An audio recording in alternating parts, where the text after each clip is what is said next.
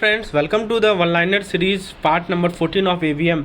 So this is our AVM one-liner series part 14 and this is our crash course day number 14. So we are discussing profit in the last lecture we were continuing our discussion on ratio analysis. Ratio analysis को हम लोग discuss कर रहे हैं और आज हम लोग ग्रॉस प्रॉफिट को डिस्कस करेंगे. ग्रॉस प्रॉफिट रेशियो यानी जीपी रेशियो. दोस्तों एक एक बात को ध्यान से समझते हैं, एक सिंपल भाषा में आपको समझाने का प्रयास करता हूँ. So let's understand. दोस्तों ग्रॉस प्रॉफिट रेशियो मेजरमेंट होता है कि कितना एफिशिएंटली कंपनी अपने सेल से पैसा कमा रही है. हाई ग्रॉस प्रॉफिट रेशियो का मतलब ये हुआ कि कंपनी जो है ज़्यादा पैसा कमा रही है from sales after paying for goods cost of goods sold. यानी कॉस्ट ऑफ गुड्स सोल्ड को पे करने के बाद कंपनी ज़्यादा पैसा कमा रही है. यही हाई जीपी रेशियो का मतलब है. समझे. फिर दोस्तों नेक्स्ट पॉइंट बताया जा रहा है कि यदि जीपी रेशियो आपका लो है, इसका मतलब कंपनी कम पैसा कमा रही है from each sale and has less room for profit. जैसे मान लीजिए एक कंपनी है, वो एक प्रोडक्ट को $100 में बेचती है और कॉस्ट ऑफ गुड्स सोल्ड है मान लीजिए $60 का, तो ग्रॉस प्रॉफिट कितना हो जाएगा उसका? $40 हो जाएगा ना. 100 माइनस 60 40. और ग्रॉस प्रॉफिट रेशियो क्या हो जाएगा? 40/100 गुने 100 यही होगा ना. 40/100 इंटू 100 परसेंटेज में निकालेंगे तो सिंपल सी बात है. तो ग्रॉस प्रॉफिट रेशियो का फॉर्मूला आपको पता था ना, मैंने कल बताया था आपको. क्या बताया था याद कीजिए. Gross profit divided by sales into 100 यही होता है ना ग्रॉस प्रॉफिट रेशियो का फॉर्मूला. चलिए तो सिंपल सी बात आपको समझ में आ गई. अब जरा बात करते हैं कि कौन कौन से फैक्टर्स के कारण जीपी रेशियो कम होता है आपका. तो बहुत सारा फैक्टर है. जैसे मान लीजिए कि प्रोडक्ट का प्राइस घट जाए तो इसका मतलब ये हुआ कि कंपनी को कम पैसा मिल रहा है हर एक सेल के लिए. दूसरा है कि यदि इनपुट कॉस्ट बढ़ जाए, ठीक है, इसका मतलब कि कंपनी ज़्यादा पे कर रही है मटेरियल के लिए, लेबर के लिए, जिससे कॉस्ट ऑफ गुड्स सोल्ड बढ़ गया है. तीसरा हो सकता है कि प्रोडक्शन एफिशिएंसी कम हो जाए. ठीक है, इसका मतलब कंपनी ज़्यादा रिसोर्स को यूज कर रही है अपने प्रोडक्ट को प्रोड्यूस करने के लिए. और चौथा पॉइंट है आइडल प्रोडक्शन कैपेसिटी, मतलब कंपनी अपने सारे रिसोर्स को यूज नहीं कर रही है गुड्स को प्रोड्यूस करने के लिए, जिससे हाई कॉस्ट पर यूनिट बन रहा है. जैसे मान लीजिए किसी कंपनी का जो प्रोडक्ट प्राइस है ना वो 10% से घट गया, तो ग्रॉस प्रॉफिट रेशियो भी आपका 10% से घट जाएगा, ग्रॉस प्रॉफिट 10% बढ़ जाएगा. और कॉस्ट ऑफ गुड्स सोल्ड यदि उतना ही रहा तो ग्रॉस प्रॉफिट रेशियो भी आपका 40 से लेकर 36% हो जाएगा. समझे बात को. तो ये सब फैक्टर से जीपी रेशियो घटाता है. अब हम लोग नेट प्रॉफिट रेशियो की बात करते हैं. देखिए नेट प्रॉफिट मार्जिन रेशियो भी इसे कहा जाता है. सबसे पहले ये होता क्या है कि कंपनी का प्रॉफिटेबिलिटी मेजर करता है after all expense have been paid up, यानी जितना भी खर्चा था उसको आपने पे कर दिया. फिर जाके आपको यदि पता लगाना है कि कितना कंपनी प्रॉफिट में है तो नेट प्रॉफिट रेशियो आपको बता देगा. इसको एक्सप्रेस किया जाता है परसेंटेज ऑफ सेल्स के टर्म में. जैसे कि हमने जीपी रेशियो को परसेंटेज ऑफ सेल्स के टर्म में एक्सप्रेस किया था, सिमिलरली हमारा जो एनपी रेशियो है उसे भी हम लोग परसेंटेज ऑफ सेल्स के टर्म में एक्सप्रेस करेंगे. आप बताइए दोस्तों, नेट प्रॉफिट रेशियो हाई है, इसका क्या मतलब है? इसका मतलब कि कंपनी जो है बहुत पैसा कमा रही है सारा कॉस्ट को पे करने के बाद. जी एनपी रेशियो लो है, इसका मतलब क्या है? इसका मतलब कि कंपनी कम पैसा कमा रही है या पैसा कमा ही नहीं रही है सारे कॉस्ट को पे करने के बाद. जैसे मान लीजिए कंपनी का नेट प्रॉफिट है $20,000, नेट सेल है $1,00,000, तो नेट प्रॉफिट रेशियो कितना हो जाएगा? तो 20,000 को 1,00,000 से डिवाइड कर दीजिए, परसेंटेज निकाल लीजिए, तो कितना हो जाएगा? 20% नहीं हो जाएगा.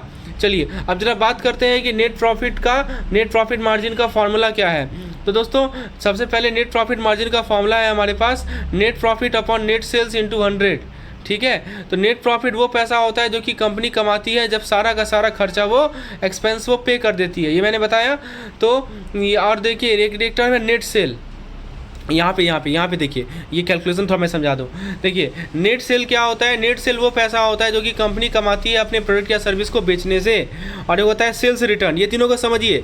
नेट सेल्स क्या होता है, सेल्स रिटर्न क्या होता है, नेट प्रॉफिट क्या होता है. देखिए सेल्स रिटर्न वो पैसा होता है जो कि कस्टमर कंपनी को रिटर्न करता है जिस प्रोडक्ट के लिए उसने जिसको ज़रूरत नहीं था. जैसे मान लीजिए ये कंपनी का नेट सेल है $1,00,000, नेट प्रॉफिट है $20,000, सेल्स रिटर्न है $5,000, तो नेट प्रॉफिट मार्जिन बताइएगा, कैसे बताइएगा? तो नेट प्रॉफिट मार्जिन हो जाएगा 22.5%. देखिए नेट से प्रॉफिट का फॉर्मूला होता है operating income minus direct cost plus indirect cost. Net sale होता है cash sale plus credit sale minus sales return. So please remember this two formulas are very very very important. ठीक है, चलिए अब हम लोग बात करते हैं. पहला सवाल है कि हाई जीपी रेशियो क्या इंडिकेट करेगा. तो हाई जीपी रेशियो इंडिकेट करेगा, बताइए क्या जी इंडिकेट करेगा? कि आपका प्रोडक्शन कॉस्ट आपका जो है एफिशिएंट मैनेजमेंट है, राइट। इनमें से कौन सा आपका जीपी रेशियो घटा देगा? Rising product price, decreasing input cost. देखिए जीपी रेशियो घटाना है ना, तो प्रोडक्ट प्राइस यदि बढ़ेगा तो ये तो नहीं होगा, इम्प्रूव प्रोडक्शन एफिशिएंसी ये भी नहीं होगा। आइडल, ये देखिए आइडल प्रोडक्ट कैपेसिटी रहेगा तो आपका जीपी रेशियो घट जाएगा। एनपी नेट प्रॉफिट रेशियो क्या मेजर करता है? So it measures the firm से profitability as a percentage. Net profit margin कैसे कैलकुलेट करते हैं? तो बताइए, अभी मैंने बताया था नेट प्रॉफिट मार्जिन निकालने का तरीका। यहाँ देखिए नेट प्रॉफिट मार्जिन निकालने का तरीका है हमारे पास net profit upon net sales into 100। Net profit upon net sales into 100। Option number C is the correct answer. Trend analysis of net profit margin typically कैसे किया जाता है? ये किया जाता है अलग अलग अकाउंटिंग पीरियड में, ताकि आप डिटोरेशन के लिए इंप्रूवमेंट को एसेस कर सकें। फ्रेंड्स आगे हम लोग DSCR की बात करते हैं। DSCR क्या होता है? डेब्ट service coverage ratio, right? So let's talk about this DSCR. Let's understand the ins and outs of this particular terms. DSCR के बारे में समझते हैं दोस्तों। सो फ्रेंड्स मैं आपको DSCR सिंपल भाषा में समझाता हूँ, समझिए। DSCR का फुल फॉर्म होता है डेब्ट सर्विस कवरेज रेशियो। ये समझिए कि आपका पर्सनल बजट है, ये आपको बताता है कि आपके पास इनफ पैसा है या नहीं है, जो कि आपके पास इनफ पैसा आ रहा है कि नहीं आपके डेब्ट पेमेंट को कवर करने के लिए, राइट। यानी आपने जो डेब्ट उधार ले रखा है उसका पेमेंट करने के लिए आपके पास इनफ पैसा है, आ रहा है या नहीं आ रहा है। एक होता है NOI होता है net operating income. Net operating income होता है आप टेक होम पे आफ्टर योर टैक्सेस। ये वो पैसा होता है जो आपके पास बचता है जब आप अपने एम्प्लॉय को, सप्लायर को या दूसरे खर्चे को पे कर लेते हैं, तो उसे कहते हैं नेट ऑपरेटिंग इनकम। समझिए। अब एक टर्म होता है डेब्ट सर्विस। यहाँ पे देखिएगा, इस सब टर्म को समझिए। तो डेब्ट सर्विस कवरेज रेशियो के बारे में क्या बताया? पर्सनल बजट है, ये बताता है कि whether you have enough money coming in to cover your डेब्ट पेमेंट, कि आपके पास इनफ पैसा आ रहा है अपने डेब्ट को कवर करने के लिए। डेब्ट सर्विस क्या होता है दोस्तों? डेब्ट सर्विस समझिए कि आपका मॉर्गेज पेमेंट है या कार पेमेंट है, ये वो पैसा है जो कि आपको अपने लैंडर को पे करना है हर एक महीना। इंटरेस्ट पेमेंट क्या होता है समझिए? इंटरेस्ट पेमेंट होता है वो पैसा, मैं आपको एक एक हिस्सा समझा रहा हूँ DSCR का। इंटरेस्ट पेमेंट क्या होता है?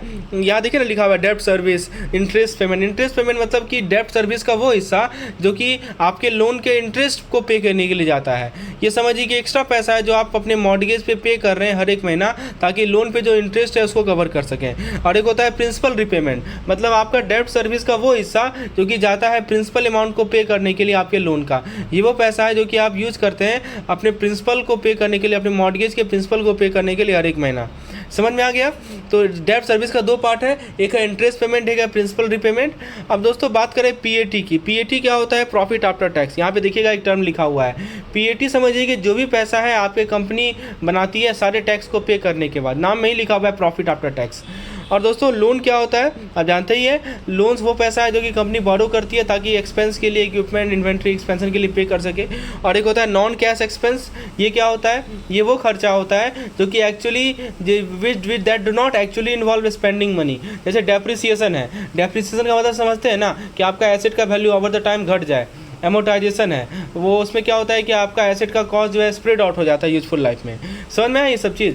अब मैं आपको एग्जांपल लेके समझाता हूँ। इमेजिन कीजिए कि आपका एक कंपनी है, हाँ, जो कि बनाता है, मान लीजिए चेयर बनाता है, समझ लीजिए क्या बनाता है? चेयर या AC बनाता है, ठीक है, और बनाता भी है और उसको बेचता भी है। तो आपका PAT मान लीजिए $10,000 है, प्रॉफिट आफ्टर टैक्स मान लीजिए $10,000 है, और आपका डेब्ट सर्विस है $5,000। तो आपका DSCR कितना हो जाएगा? आपका DSCR हो जाएगा, देखिए सिंपल सी बात है, PAT को डेब्ट सर्विस से डिवाइड कर दीजिए, यानी PAT है आपका 10,000, यानी प्रॉफिट आफ्टर टैक्स है आपका $10,000, और आपका जो ये डेब्ट सर्विस है वो $5,000 है। तो DSCR हो जाएगा 2:1। तो यदि DSCR 1 है, इसका मतलब कि कंपनी के पास इनफ अर्निंग है कि वो अपने डेब्ट ऑब्लिगेशन को कवर कर सके। DSCR 1 से कम है, मतलब कंपनी के पास डिफिकल्ट होगा कि वो अपने डेब्ट ऑब्लिगेशन को मीट कर पाएगा, ठीक है। और DSCR 2 रहेगा, तो इसका मतलब ये हुआ कि DSCR 1 से ज़्यादा है तो अच्छा चीज़ है। तो यहाँ पे DSCR आपका 2 है, मतलब आपके पास इनफ अर्निंग है कि आप अपने डेब्ट ऑब्लिगेशन को कवर कर सकेंगे। समझ में DSCR के बारे में? तो फ्रेंड्स यदि आप इस तरह के कंटेंट को चाहते हैं कंप्लीट CIB के लिए, ये तो आप हमारी वन लाइनर ये हमारे क्रैश कोर्स का आप हिस्सा बन सकते हैं। इसमें मैं सभी वीडियोज़ में एक एक चीज़ को एक्सप्लेन कर रहा हूँ सिंपल भाषा के माध्यम से, ताकि आपके दिमाग में वो कंसेप्ट बैठ जाए, कभी ना आप उसे भूलें, और आपके एग्जामिनेशन में सवाल आए तो तुरंत आप आप उसे अटेम्प्ट कर पाएँ। That is the main purpose of this particular one liner series. So इसके अलावा दोस्तों आपको क्या मिलेगा इस वन लाइनर सीरीज वाले कोर्स में? इसमें दोस्तों आपको मिलेगा 2000 से ज़्यादा MCQs, मॉक टेस्ट मिलेगा, कैप्सूल PDF मिलेगा for final revision, formula PDF मिलेगा। So everything you will get in this particular CIB crash course. For more detail you can WhatsApp me on this number और you can install our app. The app link is provided in the description section. कुछ MCQ कर लिया जाए DSCR पे ताकि concept हमारा और अच्छे से क्लियर हो जाए। चलिए let's do some MCQs based on DSCR। तो दोस्तों सबसे पहला क्वेश्चन है कि कंपनी का DSCR 1:2 है, इसका मतलब क्या हुआ? कि कंपनी के पास DSCR 1:2 है, मतलब ये हुआ कि कंपनी डेंजर है, वो लोन डिफॉल्ट कर देगी। ठीक है, इनमें से कौन सा which of the following is not included in a company net operating income when calculate DSCR? DSCR में नेट ऑपरेटिंग इनकम में क्या नहीं आता है? Interest payable on loan, depreciation, amortization, profit after tax. तो एमोटाइजेशन नहीं आता है, ध्यान दीजिएगा। नॉन कैश एक्सपेंस जैसे कि डेप्रिसिएशन, एमोटाइजेशन, इसको NOI से इंक्लूड किया जाता है, एक्सक्लूड किया जाता है जब हम लोग DSCR निकालते हैं, जो हमारा नॉन कैश एक्सपेंस है। ठीक है, तो मैंने आपको अभी याद है कि NOI बताया था ना। NOI क्या होता है? यहाँ पे देखिए NOI होता है नेट ऑपरेटिंग इनकम। ठीक है, तो इसमें आप जो है इसके अंदर इंटरेस्ट पेमेंट और प्रिंसिपल पेमेंट को इंक्लूड करते हैं। NOI का 2 पार्ट होता है। ठीक है, तो कंपनी देखिए सिंपल सी बात है, DSCR निकालने के लिए कंपनी के नेट ऑपरेटिंग इनकम को इसके डेब्ट सर्विस से डिवाइड कर दीजिए, और PAT जो होता है वो होता है हमारा नेट ऑपरेटिंग इनकम। तो नॉन कैश एक्सपेंस जैसे कि डेप्रिसिएशन और एमोटाइजेशन को नहीं लिया जाता है NOI में। सिंपल सी बात है, डेप्रिसिएशन का फॉर्मूला नंबरेटर में हमें लिखना है नेट ऑपरेटिंग इनकम, डिनोमिनेटर में हमें लिखना है डेब्ट सर्विसेज। अब देखिए NOI जो है नेट ऑपरेटिंग इनकम को हम लोग PAT कहेंगे, लेकिन इसमें ध्यान रखिएगा कि जो हमारा नॉन कैश एक्सपेंस है जैसे कि एमोटाइजेशन और डेप्रिसिएशन, उसको हम लोग अकाउंट में नहीं लेते हैं। बहुत इंपॉर्टेंट पॉइंट है, ध्यान रखना है हमें। आगे बढ़ते हैं दोस्तों। सवाल ये है कि इनमें से कौन सा टिपिकली यूज किया जाता है ताकि कंपनी का DSCR निकाला जा सके?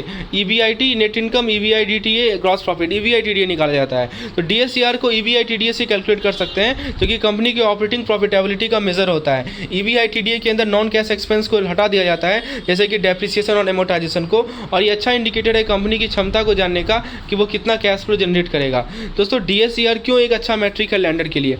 तो दोस्तों ये लैंडर को हेल्प करता है कंपनी की क्षमता देखने में कि वो लोन को रिपे कर पाएगा नहीं कर पाएगा। ये लैंडर को बेंचमार्क प्रोवाइड करता है इंटरेस्ट रेट डिटरमाइन करने का। ये लैंडर को हेल्प करता है कि कंपनी को आइडेंटिफाई करे जो कि ज़्यादा डिफॉल्ट करेगी अपने लोन पे, समझे? तो ये सब पॉइंट है। तो DSCR यदि हाई है मतलब कंपनी जो है फाइनेंशियली हेल्दी है, इसके पास अच्छा चांस है कि लोन को रिपे कर पाएगी, और लो DSCR है मतलब कि कंपनी स्ट्रगल करेगी। देखिए दोस्तों यही था हमारा आपके लिए कंटेंट। आगे का जो कंटेंट है वो सब मैं पेड मेंबर को प्रोवाइड करने वाला हूँ। आप भी यदि चाहते हैं कि इस तरह का सिंपल एक्सप्लेनेशन आपको प्रोवाइड किया जाए, चीज़ें आपके दिमाग में बैठ जाए, MCQs करवाया जाए, 2000+ MCQs आपको दिया जाए, मॉक टेस्ट देना चाहते हैं तो हमारे क्रैश कोर्स का हिस्सा बनिए। धन्यवाद।